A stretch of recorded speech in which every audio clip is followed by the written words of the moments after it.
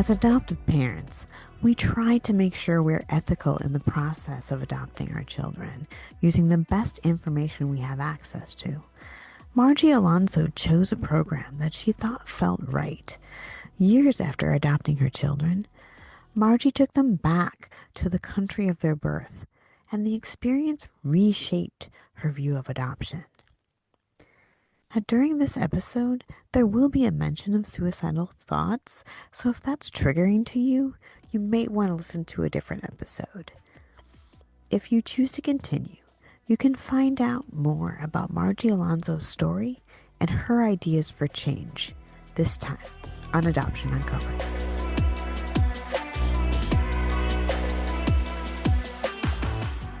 All right. Well, hello. And if you could just introduce yourself and tell us how are you connected to adoption? Hi, thanks for having me here. My name is Marjie Alonso. I am the adoptive mom of two now grown sons. I have just finished a book about taking my sons when they were 16 to meet their adoptive mothers in Paraguay with their permission. I always want to stress that. And everything I learned about adoption or relearned about adoption in the process of doing that. How did you settle on Paraguay, and how did the adoption go originally? This was in the 90s, before the internet was really a thing. The world was very different then. And I, there were a number of reasons for Paraguay. One, I live in Massachusetts. At the time, Massachusetts, the foster system was very confusing to me and very, it was, I was heavily discouraged from getting involved in the foster system at that time. Um, I did the thing that we were encouraged to do. I truly believe that I gave very little thought to adoption. Adoption never had seemed like a less than, but I was in the trough. I had 11 miscarriages, and at some point, people started saying, "Well, now of course you're going to adopt," and I don't think I questioned that. I I was, a big bloated hormonal mess at that point, and honestly, I'm surprised I knew where I lived. So these huge life decisions, I'm not sure I can tell you exactly what I was thinking. I'm sure I can't tell you exactly what I was thinking, but um, but as I went through the adoption seminars, essentially at these agencies, um, I was pretty heavily discouraged from foster care. It was presented as a temporary solution for kids that were either in a lot of trouble and would need a lot of extra support from a woman who is now physically kind of a wreck and emotionally certainly a wreck, or, um, you know, basically it was not a great idea for me to do, was what I heard. Um, and then US adoption at that time was rife with um, uncertainty from the adoptive parent's point of view. There was a little girl. We would later learn her birth mother had changed her mind within, I think, hours or days of giving her up. I think her name was baby Jessica.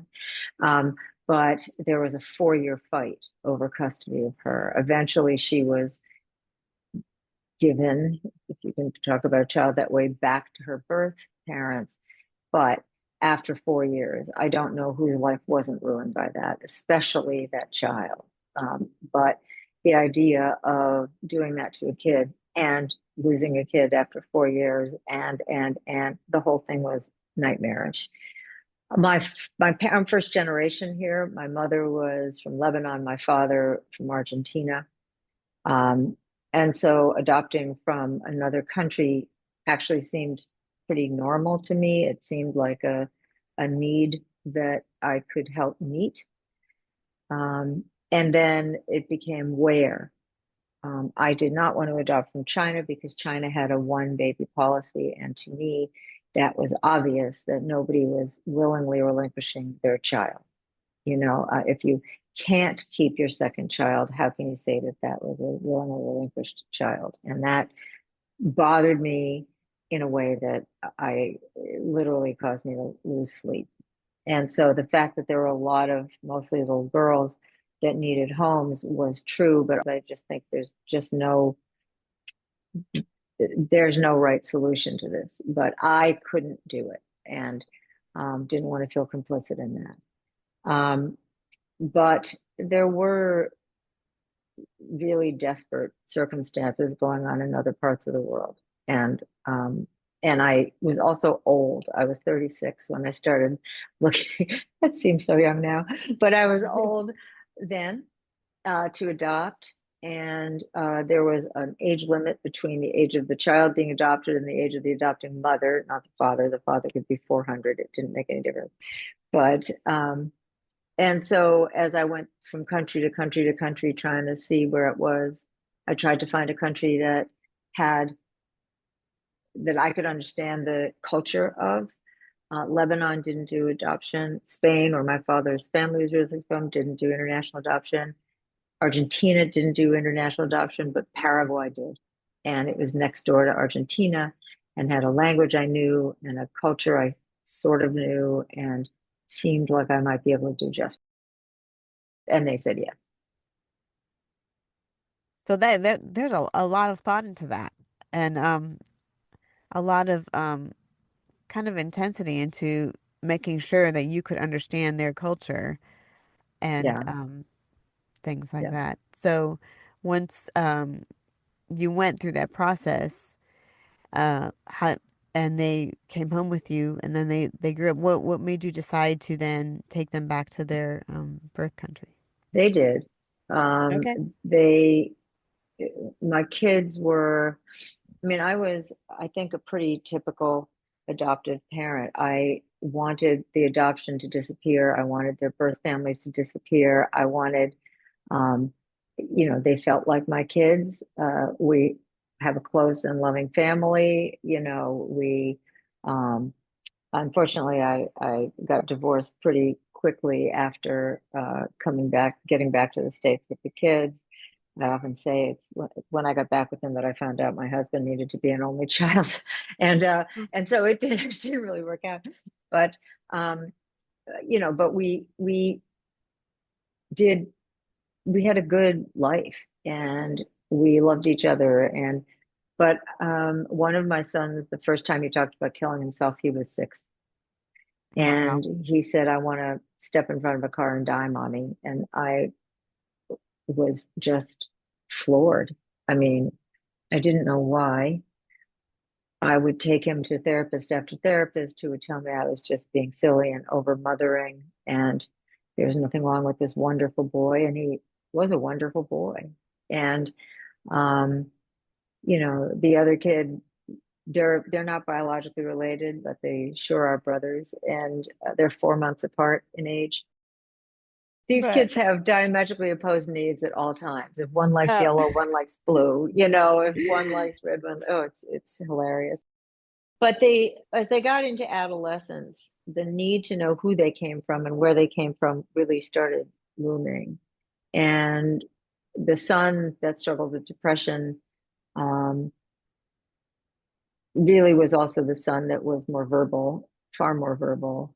And he was kind of the mouthpiece for both boys. They would talk to each other, and this one son would talk more. But he said at one point, I feel like I'm going to die if I don't know, if I don't find out.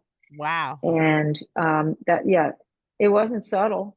And I Mhm. was like, I have to get my shit together for these kids. I have to face this for them for nothing. I never was saying no to it. It was just that, excuse me, that I wasn't sure that both boys wanted to do it. I was worried that we would find one birth mother and not the other. My nightmare was that we would find the one birth mother of the kid that wasn't as desperate to find, and oh, I mean, even Right. saying that now is nightmarish. And I wasn't even sure how to do it. But I had all of the original documents, and we had their original birth certificates, which we had looked at together over the years.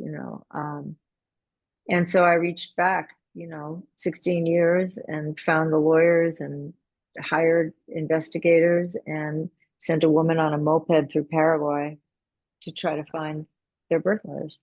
And Wow. eventually we did. Tell me about that trip, how that went, and can you tell what you found and how they did when they met their It was families? quite a trip. Getting there was quite this. I mean, we had everything from volcanoes preventing our flights to it was quite Oh, a wow. flight. Getting down there, we ended up in Bolivia, which was as close as we could get to Paraguay, and then we were like, "Well, there's got to be a flight from Bolivia," and there was, but we didn't have visas, and we talked our Wow. way through the airport. It was quite something, but we got there in time to meet the birth mothers. We did it through a tour group called TIES, TIES, and they were pretty good.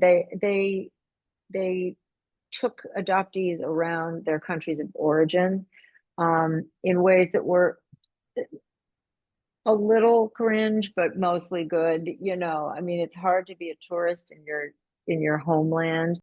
They did a good job of showing what the country was like. But they also facilitated the meetings. And so we had lawyers and we had interpreters and we had, even though my father came with us and he spoke fluent Spanish, I spoke some Spanish, and we had interpreters there because this was going to be as emotionally loaded as it could get. And also, not Mhm. all Spanish is the same. I mean, Right.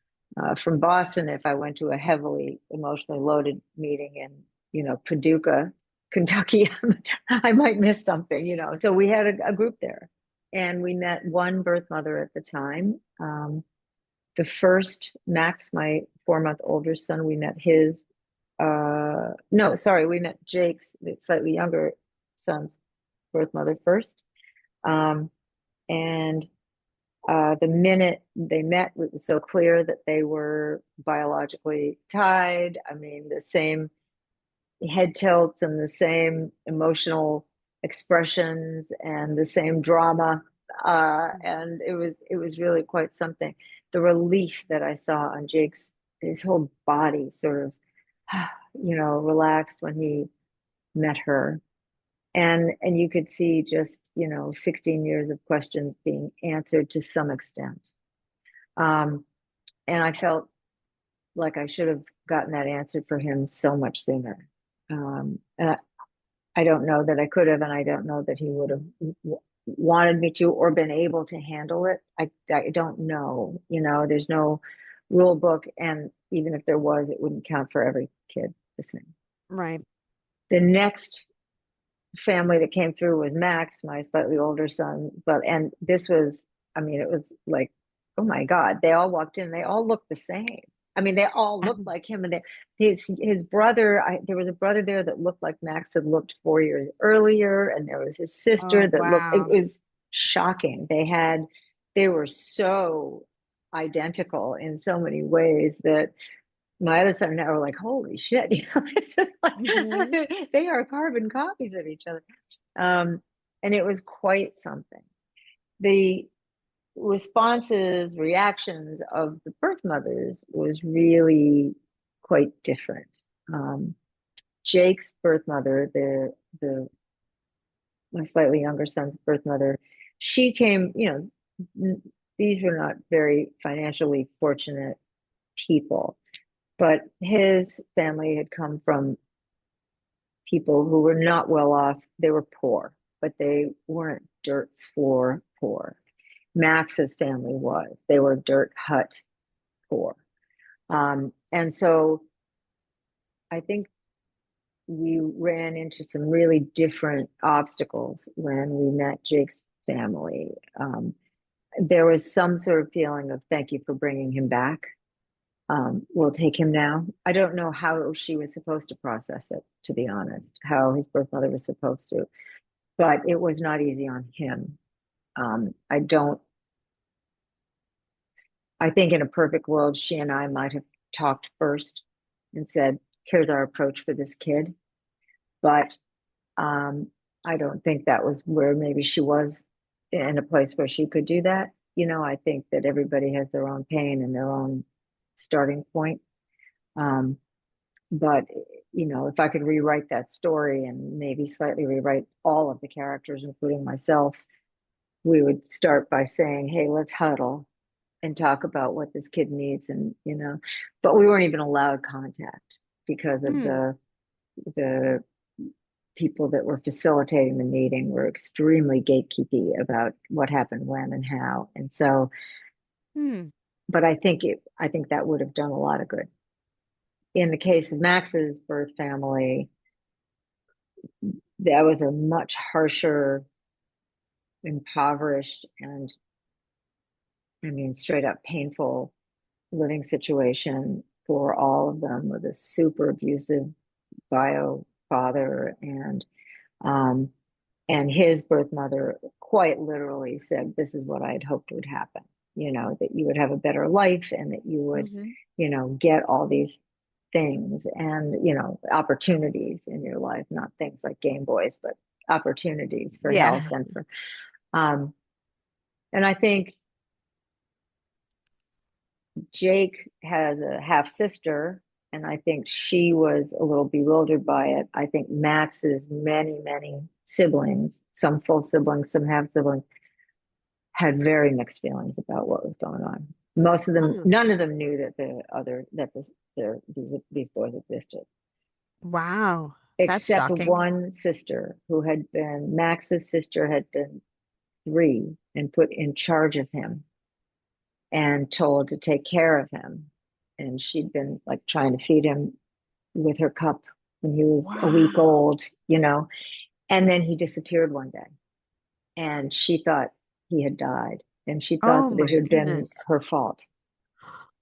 And for 16 years, she thought that she had been responsible for the death of her brother. And then when it Wow. turned out that he was there, she was hugely, she was sobbing.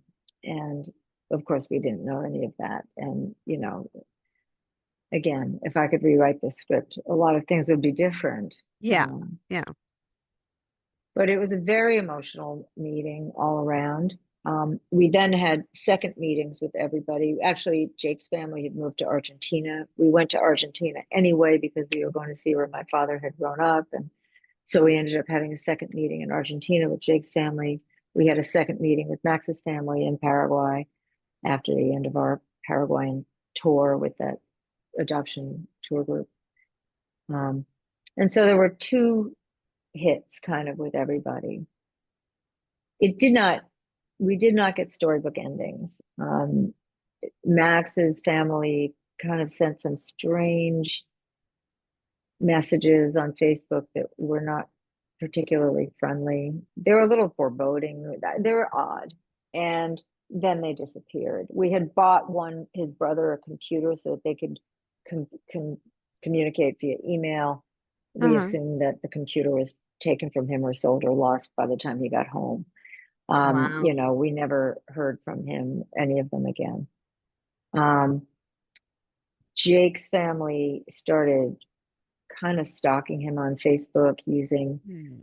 fake names and stuff. And um, his birth mother sent him a lot of messages saying, "How could you abandon me like this?" Um, In this case, these were not particularly sophisticated interactions. There wasn't a whole lot of what are we going to do for these boys, right? Everybody needed more support than they got.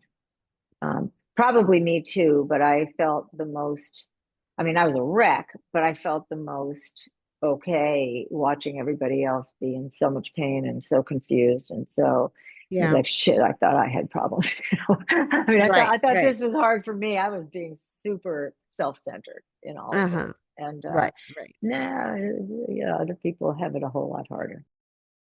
After you saw all that, feel like where did that leave you as far as the choice you made to adopt them and the feelings you had about international adoption and all that? Where did I that go? I really I don't I, regret adopting my son, but I really regret what it cost them. I watched Jake with his uncles, in Quilmes, in this tiny poor suburb of Argentina that hardly ever has power, and we had to drive through burning tires as they protested the inequity of, the electrical grid and stuff like that. But they surrounded him and looked at their cars, and they were so loving and so accepting of him. And they all had the same gigantic hands that he does. And they all, and they were dancing and embracing him. And I thought, that was when I really thought, what is a better life? I can't define that. It's easy as an American, as a privileged American, especially, to say a better life is more stuff, cleaner stuff, healthcare, all of that is better life.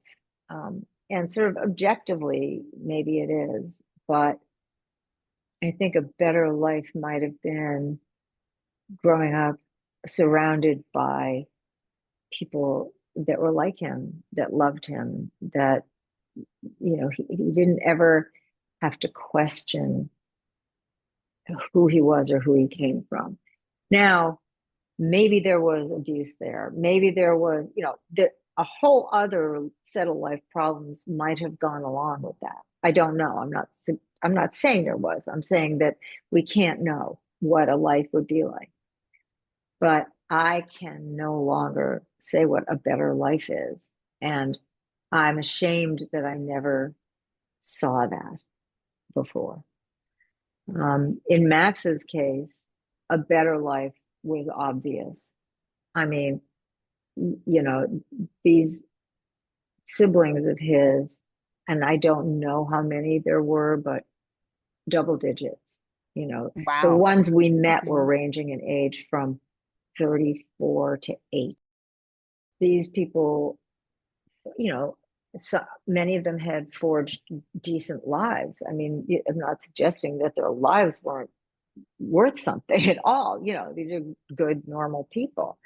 But I think that, based on what a couple of the brothers told me, a life of hard living and abuse probably would have been in his future had he not been placed for adoption.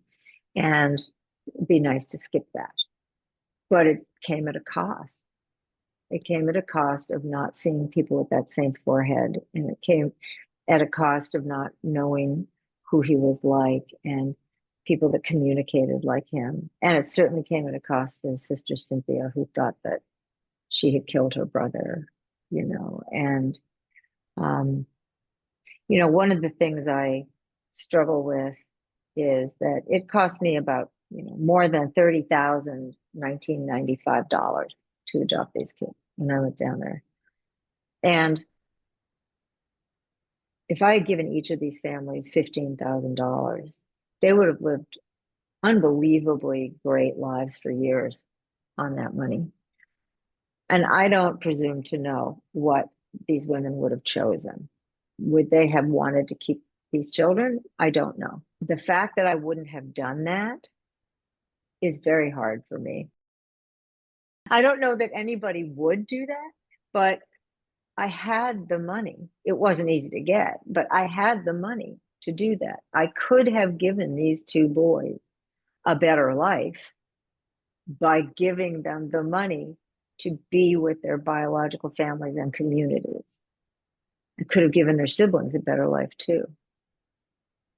And so it's a very weird, especially with international adoption, a very weird conundrum to give it the least impressive word to explain it, of what US dollars will buy somewhere else.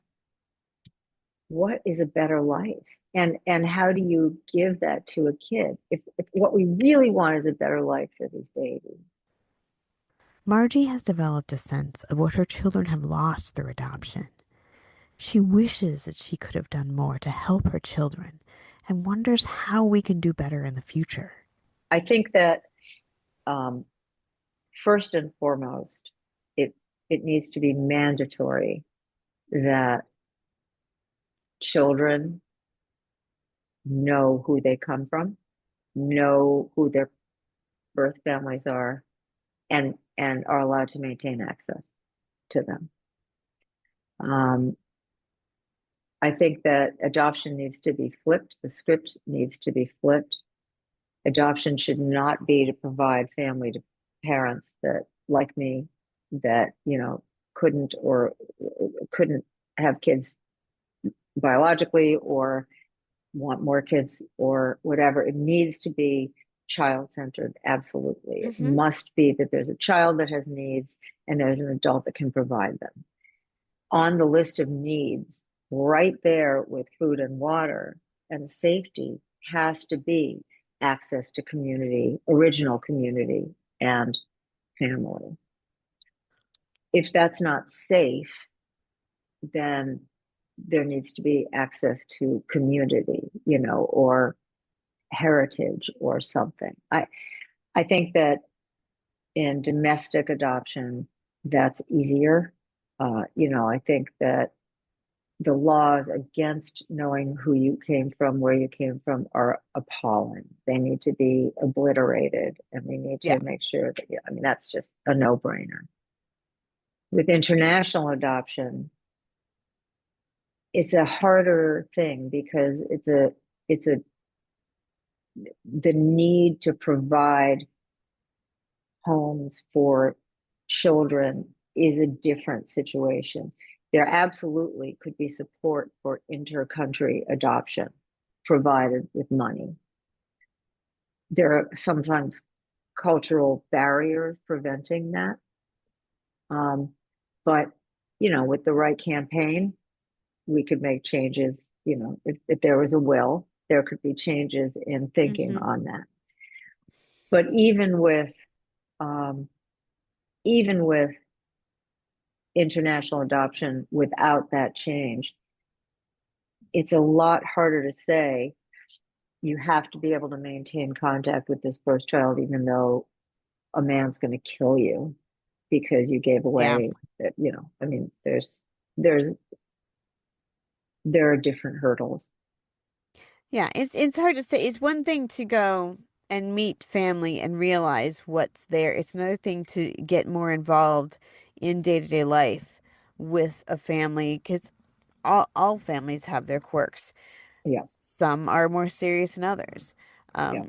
But definitely that's something that I keep hearing over and over, the need for more openness, the need for us to acknowledge with our adopted kids where they come from and if they want contact to allow somehow facilitate that in some way Yeah. to broaden the definition of family to include more than the family that they're just living with Right. because there's even domestically once they come to our house there's cousins, there's aunts and uncles.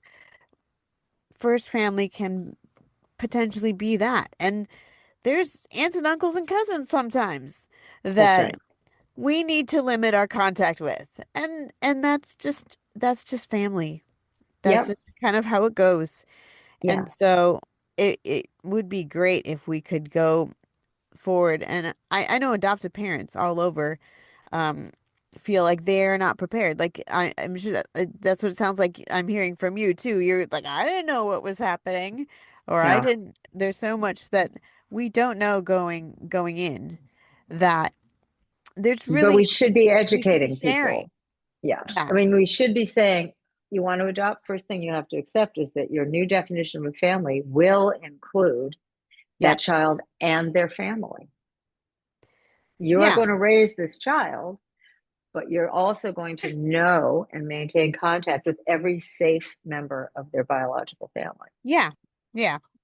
It's And if you don't just like that, extending the you're not family. adopting. Exactly. Yeah, Just like exactly. family can now mean, same-sex couples or whatever, we have to have the definition of family meaning bio family, bio community along Yeah, with. yeah. I mean, Yeah, it and it's has to and be. I think people since I almost feel like this is something that we are just getting into now, this idea of expanding family, and people sometimes get afraid of that because like I absolutely have heard enough stories because I have been in foster care that there are families that aren't obviously not safe to be around, right? You Right. just have to say no. You can still say no. Yeah. You can still do that even if you're trying to have contact. It doesn't have to be all or nothing. And there's ways of having contact. FaceTime is a wonderful thing. Absolutely. Unless, there's all sorts of abuse, but but I think that for the most part, there are ways to make it happen. The fact is, you know, I didn't get along with my mother, but I knew what I didn't get along with. You Right. know, you Hmm. to know where you come from gives you the choice and the right and the knowledge and the foundation to say, well, that sucked, or that's great, or Hmm. some in the middle.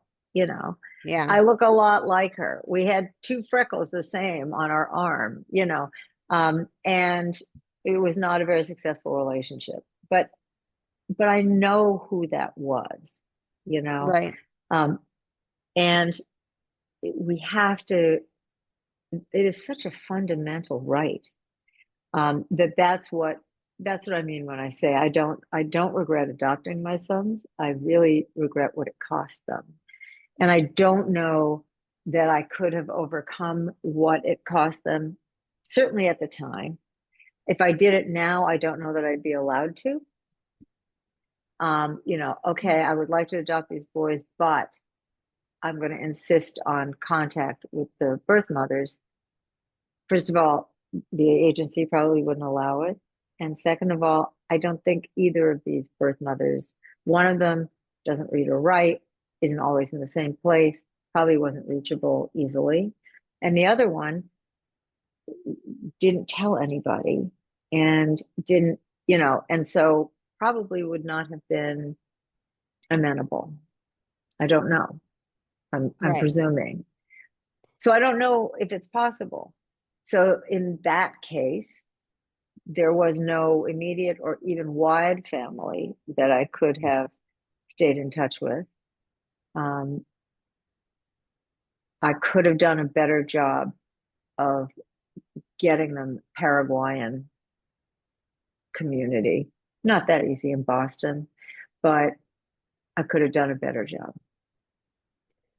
Yeah. I think the community is not always easy depending on which culture it is and how specific, because yeah, Paraguay is It's fairly really, specific.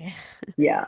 I mean, It's there's Somali. There are good Somali communities. There's good Ethiopian communities. There's good, I mean, there's so many communities in the Boston area. Paraguayan is not not one of.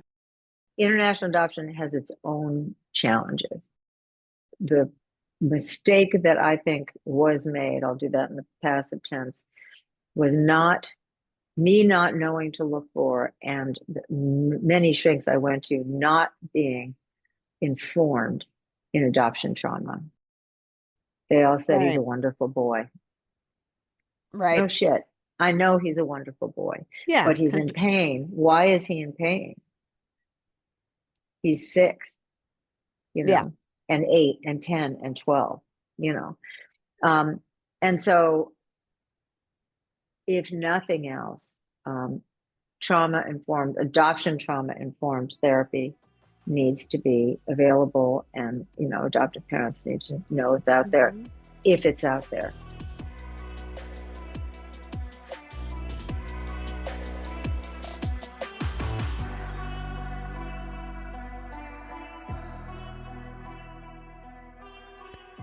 Adoption should always be looked at as a system where loss and trauma will be connected with the end result. Experiences like Margie's can help inform the conversation about how to meet the needs of adoptees and their first families now, but also maybe develop better, more creative solutions in the future. You can learn more about her story through links on my website, adoptionuncovered.com. You can also find resources to help if you or someone you know is having suicidal thoughts. Keep in mind that the suicide hotline number is 988. Thank you so much for listening.